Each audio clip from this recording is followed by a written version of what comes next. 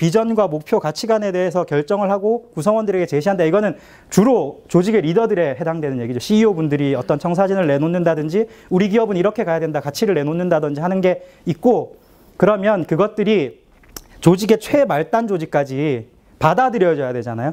그 받아들여지는 역할이 사실은 조직 문화가 하는 역할입니다. 조직 구성원들이 깊이 공감하고 적극적으로 동참할 수 있도록 조직 문화를 만들어가는 것이다. 그러니까 피터 드러커 교수, 전 세계 경영학자들 중에 가장 첫 번째 으뜸으로 삼는 사람이 CEO가 비전을 잘 만드는 것도 중요하지만 그게 조직 문화로 잘 젖어 들어가서 구성원 전체가 적극적으로 동참할 수 있어야 한다라고 얘기를 한 거죠. 이 부분에서 저는 이제 역시 그냥 학자시구나. 불가능한 얘기를 하시잖아요.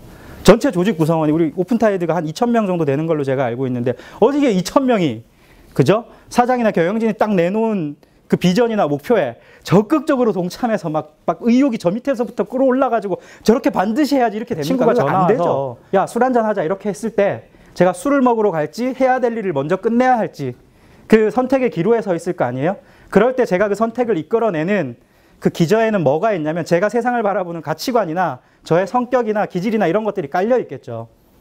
그래도 일은 먼저 해놔야지. 술자리 조금 늦게 가서 그냥 글라스로 막 먹으면 진도 따라갈 수 있으니까 뭐 그렇게 생각할 수도 있잖아요. 근데 어차피 한 인생, 즐겁자고 사는 인생 일 따위가 밀어놓고 그냥 가서 술 마셔도 되는 거예요. 이거는 뭐냐면 이게 어느 게 옳고 그르다의 문제가 아니라 그 사람이 행동이나 어떤 선택을 할 때 그 영향을 주는 가치관의 얘기거든요. 성격의 얘기입니다.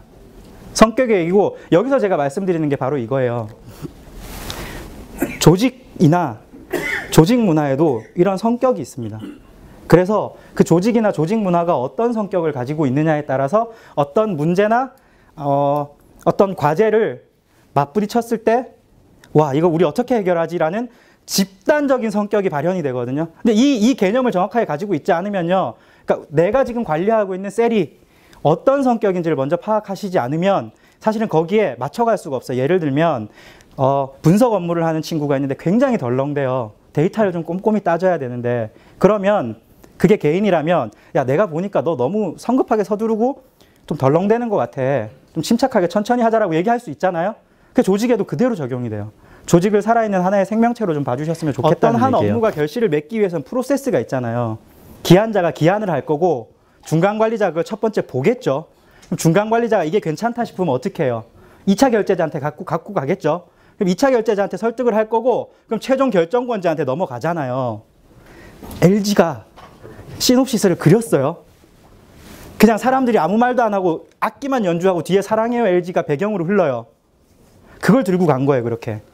근데 그게 의사결정 단계에서 결정이 돼서 야, 이거 너무 좋다. 된 거죠. 삼성 담당자, 야, 태스크포스 모여. 그래가지고 회의실 하나에 A4용지 붙여가지고 이거 한 달 동안 이 회의실을 못 씁니다. 붙여놓고, 야, 통계 데이터, 이거 막 그래프 그리고 막 했을 거 아니에요. 그런 다음에 보고서에 예쁘게 그래프들을, 그죠? 월요일별로 자료는 어디서 출처가 나왔고, 그죠? 이게 왜 중요하고 막 쫙 논리적으로 써가지고 한 30페이지 만들어가지고 들고 돌아다녔겠죠? 야, 이거 너무 좋다. 이러면 당연히 사람들이 보험에 가입하지. 이렇게 됐겠죠. 현대도 그랬을 거란 말이에요. 이게 뭐냐면 이런 의사결정 프로세스에서 의사결정권자가 가지고 있는 가치관, 그다음에 그 의사결정권자에게 자기 기획안을 통과시키기 위해서 사람들이 방향을 맞추는 거 있죠. 이게 그 조직의 성격으로 연결이 지금 된다는 우리가 연말까지 반드시 끝내야 되는 프로젝트가 3개가 있는데 위에서 갑자기 창의적 조직 문화, 자율적 조직 문화, 출퇴근 자유롭게 시켜라 뭐 이런 얘기가 나온다고 치면 중간 관리자로서 그거 진짜 청천벽력 같은 얘기죠.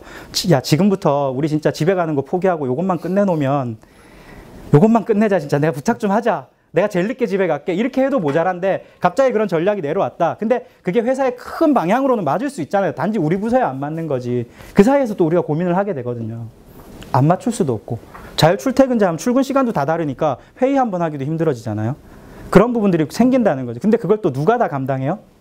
최일선에 있는 그 실제로 그 직원들을 관리하거나 그 직원들과 마주쳐야 되는 우리 중간 관리자분들이 다 감당을 해야 된다는 현실이 있는 거죠. 골치 아픕니다. 그리고 이것도 있죠. 본 업무와 CA 업무와의 포지션이. 평가철 되면 골 때리시잖아요.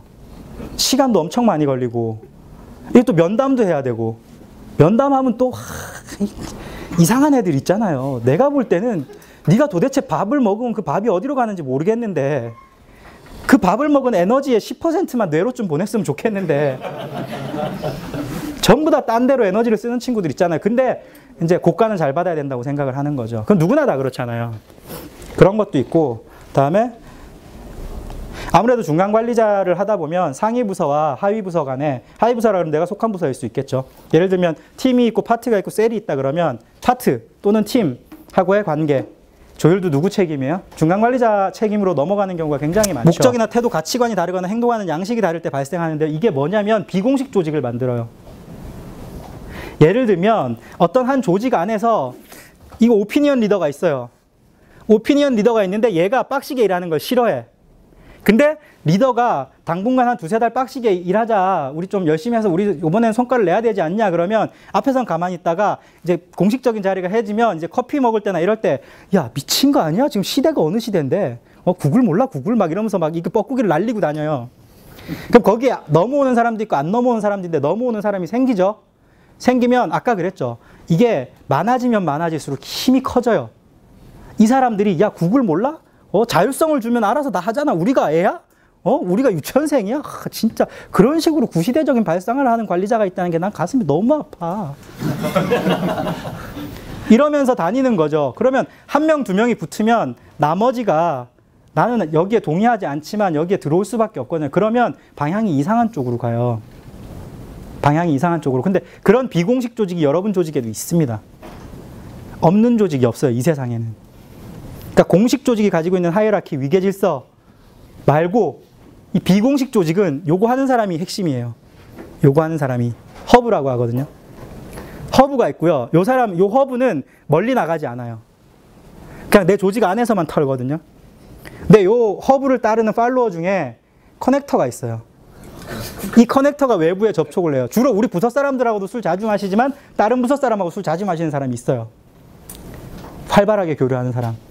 요 허브하고 요 커넥터가 만나면 걷잡을 수 없어요. 역할, 방향, 목표, 과업이 불분명하고 책임 소재가 불분명하면요 갈등이 많이 일어나는데, 이게 뭐냐면 상품 개발을 했는데 그지같이 했어요. 근데 영업 판매하는 사람이 그걸 캐치를 못하고 영업하고 판매를 했어요. 그러니까 당연히 고객한테서 클레임이 들어오죠. 클레임이 들어왔는데 CS 부서에서 응대를 그지같이 했어요. 그래가지고 우리 회사가 고발을 당했어요. 상품 개발 문제예요, 영업 판매 문제예요, CS팀 문제예요. 이게 극단적인 얘기는 하지만요, 이런 일들이 끊임없이 우리 조직에서 일어나거든요.